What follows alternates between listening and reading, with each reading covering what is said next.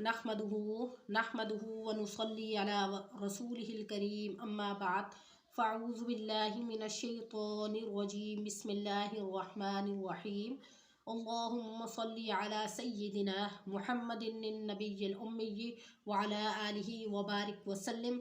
शुरू अल्लाह के नाम से जो बड़ा मेहरबान और निहायत रहम करने वाला है। हमारे चैनल की तरफ से तमाम सुनने वालों को अस्सलामु अलैकुम व रहमतुल्लाहि व बरकातुहू। उम्मीद करते हैं कि हमारे तमाम सुनने वाले बहन भाई खैर व आफियत से होंगे। आज एक नई वीडियो के साथ आपकी खिदमत में हाजिर है। शब बारात के हवाले से आज का जो हमारा वजीफ़ा होगा वो शब बारात के हवाले से होगा। शोबान की 15वीं रात ही शब बारात कहलाती है, यानी ये वो रात है जिसमें मखलूक के गुनाहों को मखलूक को उनके गुनाहों से बरी कर दिया जाता है, यानी मखलूक के गुनाहों की बख्शिश कर दी जाती है। तकरीबन 10 सहाबा इकराम से इस रात के बारे में अहादीस मुबारका मनकूल है। हज़रत आयशा रज़ियल्लाहु ताला अन्हा फरमाती हैं कि शोबान की 15वीं रात मैंने आप अलैहिस्सलाम को देखा कि आप अलैहिस्सलाम अपने बिस्तर पर मौजूद नहीं थे, तो तलाश में जब निकली तो देखा कि आप जन्नतुल बकी के कब्रिस्तान में हैं। और आप अलैहिस्सलाम ने फरमाया कि आज शोबान की 15वीं रात है। इस रात में अल्लाह ताला आसमान दुनिया पर नाजिल होता है, यानी आसमान दुनिया पर तशरीफ़ फरमा होते हैं। और फरमाया कि कबीला बनी कल्ब की बकरियों के बालों के बराबर की तादाद में अल्लाह रब्बुल इज़्ज़त लोगों के गुनाहों की बख्शिश फरमाता है, यानी आप अलैहिस्सलाम से यह हदीस मुबारका मनकूल है। इसी तरह एक दूसरी हदीस मुबारका में है कि इस रात में इस साल पैदा होने वाले बच्चे का नाम लिख दिया जाता है, और इस साल में मरने वाले हर आदमी का नाम लिख दिया जाता है, और इस रात में तुम्हारे आमाल उठाए जाते हैं और तुम्हारा रिज़्क़ उतारा जाता है। इसी तरह एक और रिवायत में है कि इस रात में तमाम मखलूक की बख्शिश कर दी जाती है सिवाय 7 लोगों के। तो वो 7 लोग कौन से हैं? एक मुशरिक, यानी जो अल्लाह पर ईमान नहीं रखता, जो अल्लाह के साथ शिर्क ठहराता है, अल्लाह ताला उसको कभी माफ़ नहीं करेंगे।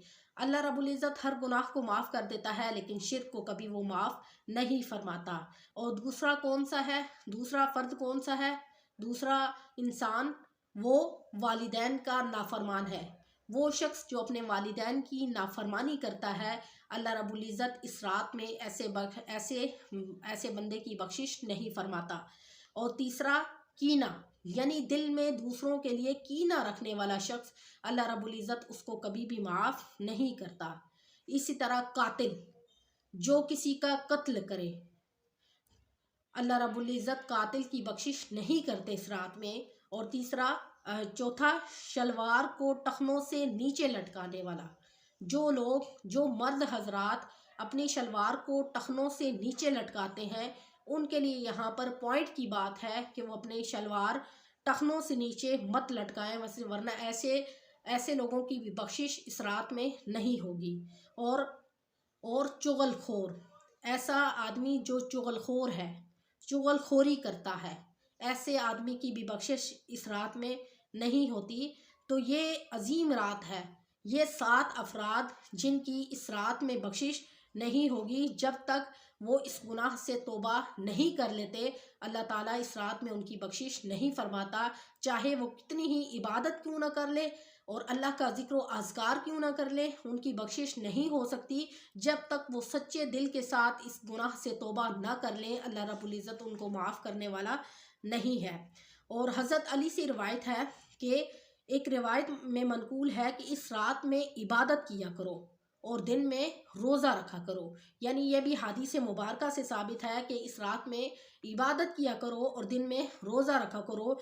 इस रात में सूरज गरूब होते ही अल्लाह ताला अपने बंदों की तरफ मुतवज्जो होते हैं और ऐलान फरमाते हैं कि कौन है जो अपने गुनाहों की बख्शिश करवाए, यानी अल्लाह ताला खुद फरमाता है कि कौन है जो इस रात में अपने गुनाहों की बख्शिश करवाए और अपना اور اپنے رزق میں وسعت فرمائے۔ اپنے رزق میں وسعت طلب کرنے والا کون ہے، اور کون ہے ایسا جو مصیبت زدہ ہے، جو مصیبت میں مبتلا ہے اور وہ اپنے لیے دعا کرے اور میں اس کو مصیبت سے نکالوں۔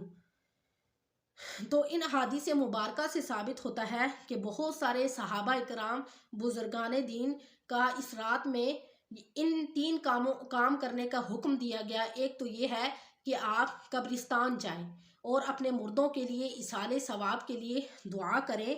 یہ بھی آپ علیہ السلام کی زندگی سے ثابت ہے، لیکن ساتھ میں یہ بھی کہا گیا کہ آپ علیہ السلام صرف اور صرف ایک رات شب بارات کی رات ہی قبرستان میں گئے تھے جنت البقیع کے۔ اس کے بعد آپ علیہ السلام کبھی شب بارات کی رات قبرستان میں نہیں گئے۔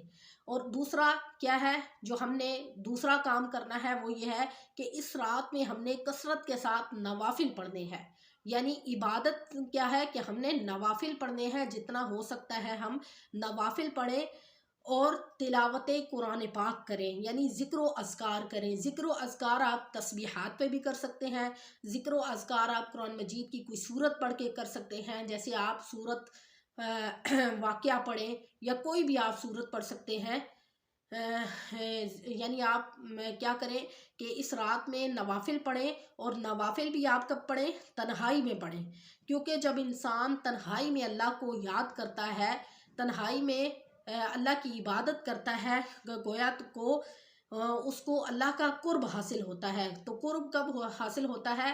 جب انسان اپنے دماغ کو تمام کاموں سے فارغ کر کے صرف اللہ کی عبادت کے لیے بیٹھتا ہے اور اللہ کی طرف متوجہ ہوتا ہے، اور پھر اس ٹائم اس کو اللہ کا قرب حاصل ہو جاتا ہے۔ اور تیسرا یہ ہے کہ اس دن میں روزہ رکھنا۔ یہ آپ علیہ السلام کی زندگی سے ثابت ہے کہ آپ علیہ السلام رات کو عبادت کرتے تھے اور دن میں شب بارات کے دن میں آپ روزہ رکھتے تھے، اور یہ روزہ رکھنا مستحب ہے۔ تو کیا ہے کہ شب بارات کی رات کو ہم نے نوافل کے ذریعے، ذکر و اذکار کے ذریعے، یعنی تسبیحات کے ذریعے، وہ حضرات جن کو پتہ نہیں ہے کہ ہم یعنی اس رات میں کیا عبادت کریں، تو کیا ہے کہ آپ نوافل کثرت کے ساتھ ادا کریں، اپنے گناہوں کی بخشش مانگیں، اللہ رب العزت سے اپنے رزق کی وسعت مانگیں، مصیبت میں ہے تو مصیبت سے چھٹکارا مانگیں۔ تو غرض کہ یہ رات عبادت کی رات ہے، اس میں آپ تلاوت کریں اور آپ تسبیحات کریں، یعنی استغفار کریں، استغفار کی تسبیح کر لیں، آپ درود پاک کی ایک تسبیح کر لیں، پھر آپ آیت الکریمہ کی ایک تسبیح کر لیں، جتنا ہو سکتا ہے آپ تسبیحات کریں، ٹھیک ہے۔ اور آپ عبادت میں کیا ہے کہ آپ کریں، نوافل ادا کریں، اور اس کے بعد آپ دعا کریں۔ انشاءاللہ اللہ رب العزت آنے والے سال میں آپ کے لیے رزق کی فراوانی عطا کریں گے۔ آپ کا اگر مصیبت میں ہے تو انشاءاللہ اللہ رب العزت آپ کو اس رات کی عبادت کے بدلے میں آپ کو مصیبت سے نکال دیں گے، اور اسی طرح آپ اللہ رب العزت آپ کے گناہوں کی بخشش فرما دیں گے۔ اور کوشش کریں کہ اگلے دن آپ روزہ رکھیں، کیونکہ روزہ رکھنا بھی آپ علیہ السلام کی زندگی سے ثابت ہے۔ تو یہ شب بارات کی رات کے عبادات کے بارے میں ہے کہ ہم نے یہ چھوٹے چھوٹے کام جو ہے کر کے اللہ رب العزت سے دعا مانگنی ہے، تاکہ ہمارا دل بھی تسلی میں ہو جائے کہ ہم نے اپنے رب کی عبادت کی ہے اور ہم نے ذکر و اذکار کیا ہے، اور اس کے بعد ہم نے دعا کرنی ہے تاکہ آئندہ آنے والا سال ہمارے لیے خیر و عافیت کا گزرے، اللہ تعالی ہمیں مصیبتوں سے بچائے اور جتنی بھی ہم تکلیفات میں مبتلا ہیں اس سے بچائے، اور اللہ رب العزت ہمارے لیے رزق کے ڈھیر لگا دے، اور اللہ تعالی ہمیں ہدایت نصیب کرے۔ اور اگر ہم بیمار ہیں تو اس رات کی فضیلت کی برکت سے اللہ رب العزت ہمارے بیماروں کو شفائی کاملہ عاجلہ نصیب فرمائے۔ تو کیا ہے کہ ہم نے کیا کرنا ہے اس رات میں؟ ہم نے کثرت کے ساتھ نوافل ادا کرنے ہیں، تلاوت قرآن پاک کرنی ہے، ذکر و اذکار کرنا ہے، یعنی تسبیحات کرنی ہے۔ آپ تسبیحات میں استغفار کی تسبیح کریں، درود ابراہیمی کی تسبیح کریں، پہلے کلمے کی تسبیح کریں، اور آیت الکریمہ کی تسبیح کریں، تیسرے کلمے کی تسبیح کریں، جتنا آپ کر سکتے ہیں آپ کثرت کے ساتھ کریں۔ انشاءاللہ اللہ رب العزت اس رات کی برکت سے آپ کے لیے آسانیاں پیدا فرما دیں گے۔ تو آج کا یہ چھوٹا سا وظیفہ تھا، انشاءاللہ اللہ رب العزت سے دعا ہے کہ اللہ رب العزت آپ کو اور مجھے اس پر عمل کرنے کی توفیق عطا فرمائے، اور شب بارات کی رات آپ کو اور مجھے عبادت کرنے کی اور اس پر عمل کرنے کی توفیق عطا فرمائے۔ وآخر دعوانا ان الحمد للہ رب العالمین۔ السلام علیکم ورحمۃ اللہ وبرکاتہ۔